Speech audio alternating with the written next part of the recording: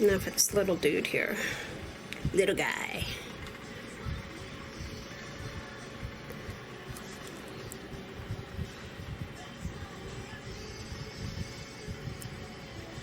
Now I'd like to go right into the other object.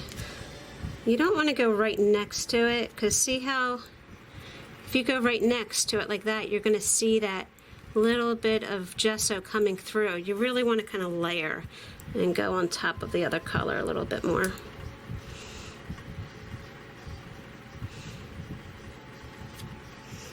And I'm just using yellow ochre for this color.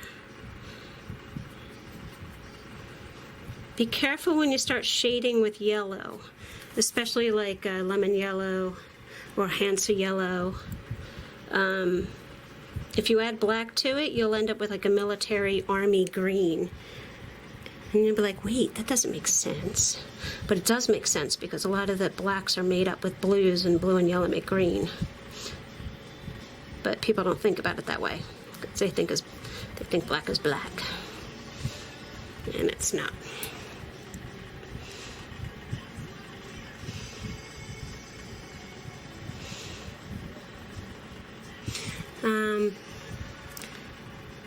Now one thing I want you guys to get into the habit of when you paint is to put the lights and darks in as you see them, because that's what I've been doing. When you fill it in super thick with a solid color, then you're just making more work for yourself, because now you have to figure out where the lights and darks go. And you're just painting in 1 or 2 extra layers that you don't have to. Just a wee bit of light up there. All right. Now I got to figure out. Let's see here.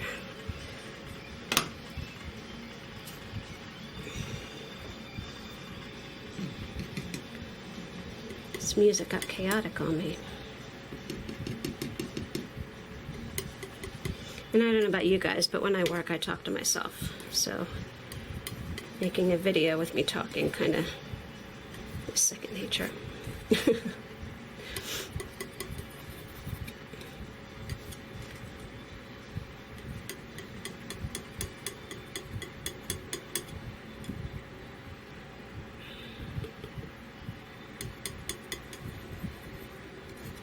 I just added a little blue and green and black. I just mixed whatever was on my palette to make a darker color.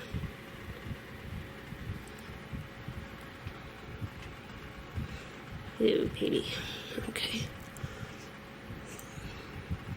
Guess I could be wearing my glasses. If you guys have glasses and you need glasses, I recommend wearing them when you work.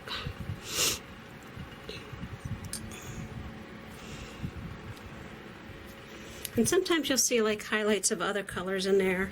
You know, you might see the red of the larger sphere bouncing. There's like a little reflection of red right there into the other object. And you can pull that off effectively. That's pretty cool, and that's like a wow factor when you are able to do that. And again, I'm just dabbing it lightly, so there's not much paint on here at all. I don't know if you can see or not. And then I'm just kind of dabbing it on there, and then I'm cleaning it, and then kind of softening it.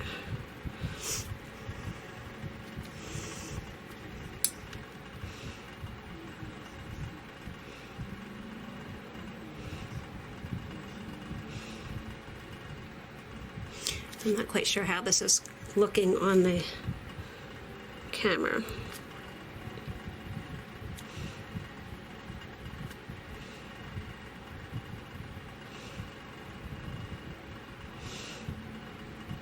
Again, this isn't perfect. I'm just kind of doing this rather fast just to kind of show you guys just how I go about kind of making a painting and how I put paint on my brush and put it on the canvas. Now when you go to do the background, whatever color you choose to do the background with, let's see, I'll just do, since I have white and black, I'll just do a very pale, pale gray. And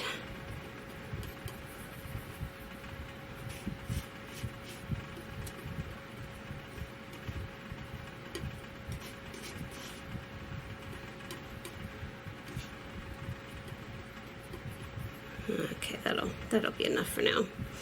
Okay, so I just kind of dabbed and cleaned the excess off my brush just a little bit. I didn't do a full cleaning with soap and water and all that kind of stuff. Just enough. Now what I'm gonna do is I'm just gonna scoop some onto my palette knife.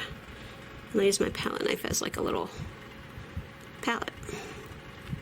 Okay, so what I can do is, well, move my water bottle and the other container of brushes. All right, now I have room. Now I can just kind of go in from this side, and you can get a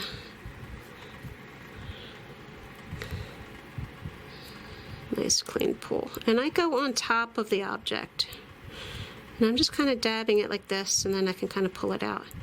If I get a little green going in the background, that's okay, because when this dries, the second layer, I can kind of cover it up more. But I'd rather go over it a little bit than to kind of go next to it and see those gesso marks. You want to cover all that up. And I have an odd angle here, I'm sorry. All right, and same with this. You want to kind of go right in.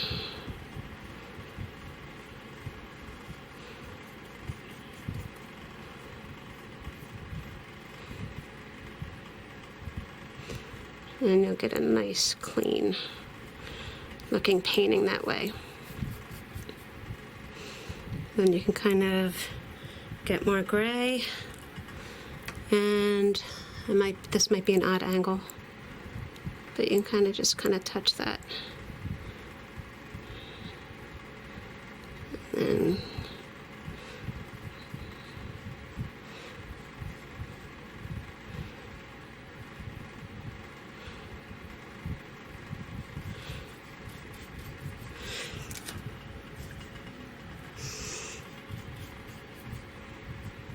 now again,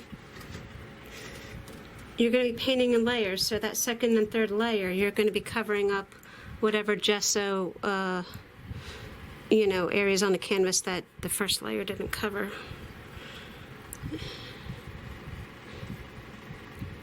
And yeah, I got a little gray on my sphere, on the red part.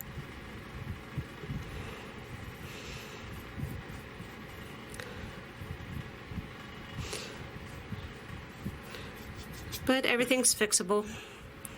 I can clean that off, get that gray off of there. Now be careful when you go back in to kind of tweak things. You got you can see I got that little gray dot in there. Now if I go in with a wet brush and I smear it,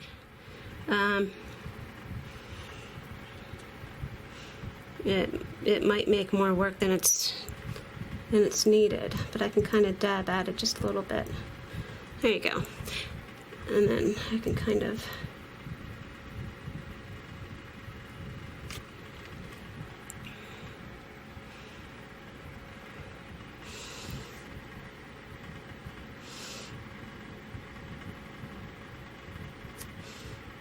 and like I said, when this layer dries, you can put another one on.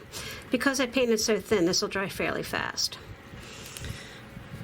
Okay, that's enough for now. It just kind of shows you the basics of how I got started. All right? Okay.